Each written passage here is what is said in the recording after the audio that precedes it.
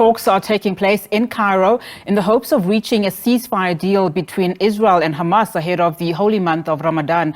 Representatives from Egypt, Qatar, the United States and Hamas are taking part, but Israel has decided not to send officials. Our correspondent Alex Cadier is in Tel Aviv. Alex, thank you so much for your time and good afternoon to you. Just give us the detail then around these talks and importantly, why the Israeli government stayed away from these talks.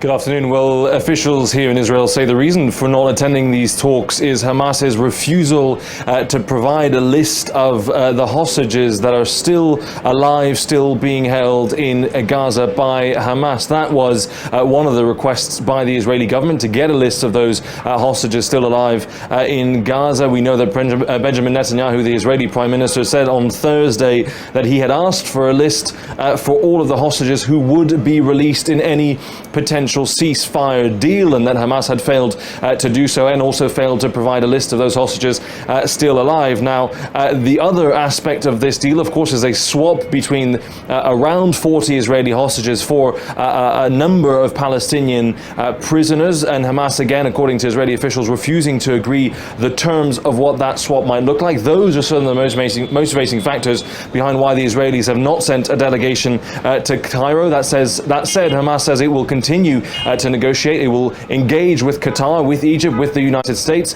continue on those discussions for that potential ceasefire, which appears to be getting closer. The question then, remains, Alex. I mean, will a ceasefire deal be reached? Is the 6 weeks proposed enough? I mean, we heard earlier from the U.S. Vice President Kamala Harris essentially rebuking Israel to a ceasefire. Well, that's certainly the big question. I think you can say there is fragile optimism about that ceasefire deal being reached. U.S. officials saying that Israel has more or less accepted the framework of that 6-week ceasefire, and that exchange, as I said, the release of those Israeli hostages, civilians being held in Gaza, against some Palestinian prisoners being released by Israel. The exact terms of that swap are still unclear, and that will be one of the hurdles to clear before a ceasefire can be agreed. You heard Kamala Harris, you're absolutely right to mention it, the US Vice President calling for that immediate ceasefire, but also saying that Israel has to do more to allow unhindered humanitarian aid into Gaza, but that Hamas also needs to agree the terms of this 6-week ceasefire. So that is the kind of negotiating that's going on at the moment. Hamas says a deal for that ceasefire could be 24 to 48 hours away. So there are some reasons for optimism, but the big questions that remain, even if the ceasefire deal is reached, the first, of course, is will it hold? And then what does it mean to have that ceasefire? What would those breaches look like? What would it mean to breach the ceasefire? And those issues, those details, hashing out exactly what that will look like, could still make this ceasefire impossible before it's even reached. How much of the incident that happened, last week, where we saw over 100, Palestinians killed just as they were reaching out for aid in the area, in Gaza, in an area, in fact, that they thought was relatively safe?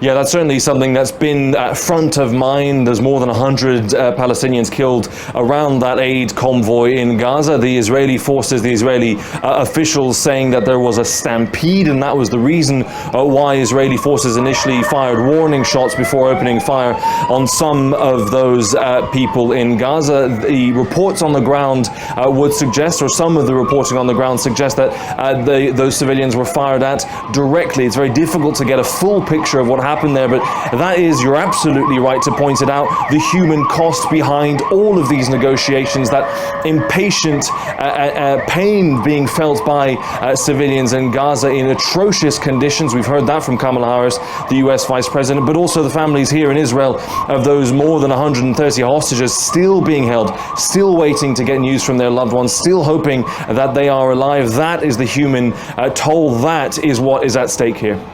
Alex, just finally, of course, we know that the 6-week truce or ceasefire, if achieved, is only but a short-term kind of approach. I mean, where are we with talks in terms of, long-standing strategic, solutions for this war that we're currently seeing?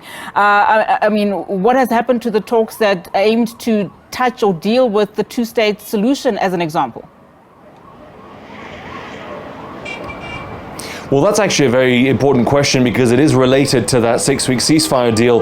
The terms of what an end to this war could look like are actually even more problematic than reaching any ceasefire deal. We know that from the Israeli perspective, the objective without compromise, we've heard that from the Israeli authorities from the beginning, is the complete eradication of Hamas. And of course, if Hamas is part of the negotiations for a ceasefire deal and the Israelis' goal is to the eradication of Hamas, that will make things incredibly complicated. And the demand from Hamas is that they want to see the full withdrawal of Israeli troops from Gaza. But again, the Israeli perspective is that that would create an enormous security risk for Israel. So even getting anywhere near a more permanent deal is possibly, at this point, very, very difficult to imagine, exemplified by how difficult it is to get a 6-week deal. So certainly no particular light at the end of the tunnel for those hoping to see a lasting peace here.